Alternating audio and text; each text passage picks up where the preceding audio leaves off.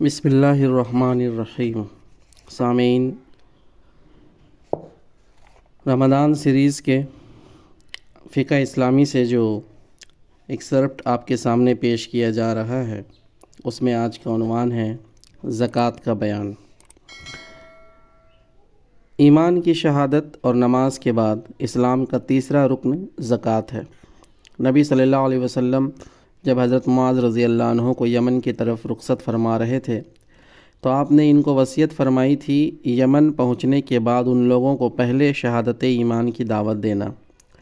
جب وہ توحید و رسالت کا اقرار کر لیں تو ان کو بتانا کہ خدا نے ان پر شب و روز میں 5 وقت کی نمازیں فرض کی ہیں۔ جب وہ اس کو بھی مان لیں تو پھر ان کو بتانا کہ خدا نے ان پر زکوٰۃ فرض کی ہیں، جو ان کے مالداروں سے وصول کر کے انہی کے ناداروں اور فقیروں میں تقسیم کر دی جائے گی۔ اس سے معلوم ہوا کہ اسلام میں شہادت ایمان اور نماز کے بعد زکوٰۃ ہی کا مرتبہ ہے، اور اسلام ایمان اور نماز کے بعد زکوٰۃ ہی کی دعوت دیتا ہے۔ زکوٰۃ کی اہمیت اور تاکید۔ قرآن پاک میں کم از کم 32 مقامات پر نماز اور زکوٰۃ کی ساتھ ساتھ ہدایت کی گئی ہے، جس سے زکوٰۃ کی غیر معمولی اہمیت بھی واضح ہوتی ہے، اور یہ حقیقت بھی سامنے آتی ہے کہ عملی حیثیت سے یہ دونوں عبادتیں دراصل پورے دین کی ترجمانی کرتی ہیں۔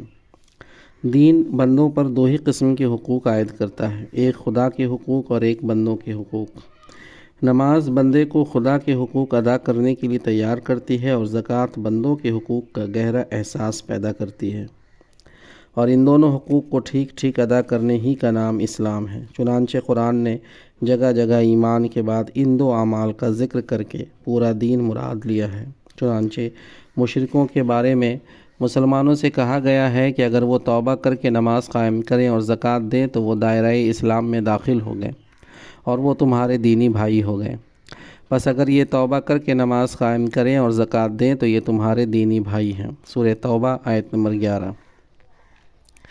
اور قرآن کی شہادت ہے کہ وہ لوگ نہ ہدایت پا سکتے ہیں اور نہ ہدایت پر قائم رہ سکتے ہیں جو زکوٰۃ ادا نہیں کرتے، بلکہ قرآن نے تو زکوٰۃ نہ دینا مشرکوں اور کافروں کی پہچان قرار دی ہے، اور تباہی ہے ان مشرکوں کی جو زکوٰۃ نہیں دیتے، اور یہی لوگ ہیں جو آخرت کے منکر ہیں۔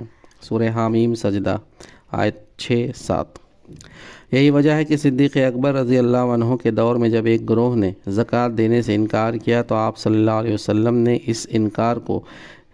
آپ رضی اللہ عنہ نے اس انکار کو اسلام سے خروج کے ہم معنی سمجھا، اور اس عزم کا اظہار فرمایا کہ اگر یہ لوگ زکوٰۃ کے مال سے بکری کا ایک بچہ بھی روکیں گے تو میں ان کے خلاف جہاد کروں گا۔ دراصل ایمان کے بعد نماز اور زکوٰۃ دین کے 2 بنیادی ارکان ہیں۔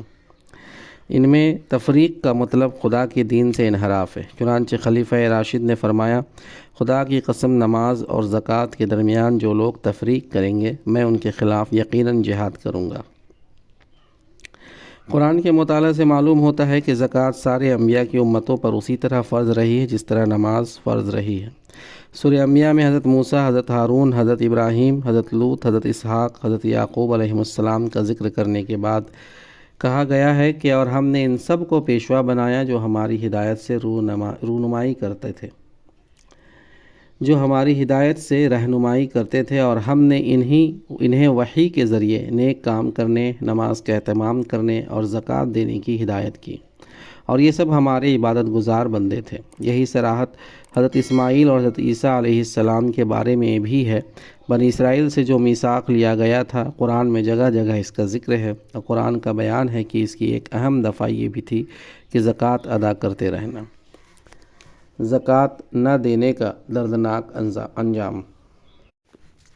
زکوٰۃ کی اہمیت پر قرآن نے اس رخ سے بھی روشنی ڈالی ہے کہ جو لوگ زکوٰۃ نہ دیں گے ان کا انجام انتہائی ہولناک ہوگا، اور وہ دردناک عذاب سے دوچار ہوں گے۔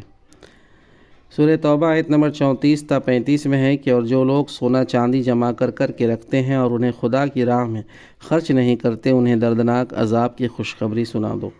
ایک دن آئے گا کہ اسی سونے چاندی پر جہنم کی آگ دہکائی جائے گی، اور پھر اسی سے ان لوگوں کی پیشانیوں، پہلوؤں اور پیٹھوں کو داغا جائے گا، اور کہا جائے گا یہ ہے وہ خزانہ جو تم نے اپنے لیے جمع کر رکھا تھا، لو اب اپنی سمیٹی ہوئی دولت کا مزہ چکھو۔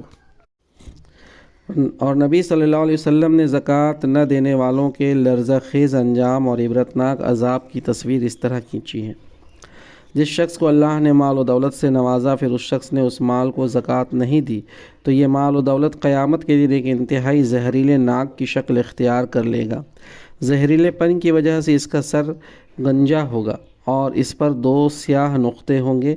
قیامت کے روز وہ زہریلا ناگ اس کنجوس دولت پرست کے گلے میں لپٹ جائے گا اور اس کے دونوں جبڑوں میں دانت گاڑ کر کہے گا، میں تیرا مال ہوں، میں تیری دولت ہوں۔ پھر آپ نے قرآن کی آیت تلاوت فرمائی، جن لوگوں کو اللہ نے اپنے فضل سے مال و دولت عطا کیا ہے اور وہ بخل سے کام لیتے ہیں، اس خیال میں نہ رہیں کہ یہ بخل اور زرپرستی ان کے حق میں بہتر ہے۔ یہ روش ان کے لیے نہایت ہی بری ہے۔ وہ ایسی کنجوسی سے کچھ جمع کر رہے ہیں، وہی قیامت کے روز ان کے گلے کا توق بن جائے گا۔ زکوٰۃ کے معنی۔ لغت میں زکوٰۃ کے معنی ہے پاک ہونا، نشو و نما پانا اور بڑھنا، اور اصطلاح فقہ میں زکوٰۃ سے مراد ہے سال گزرنے پر اپنے مال و متاع میں سے مقررہ مقدار کے مطابق مقرر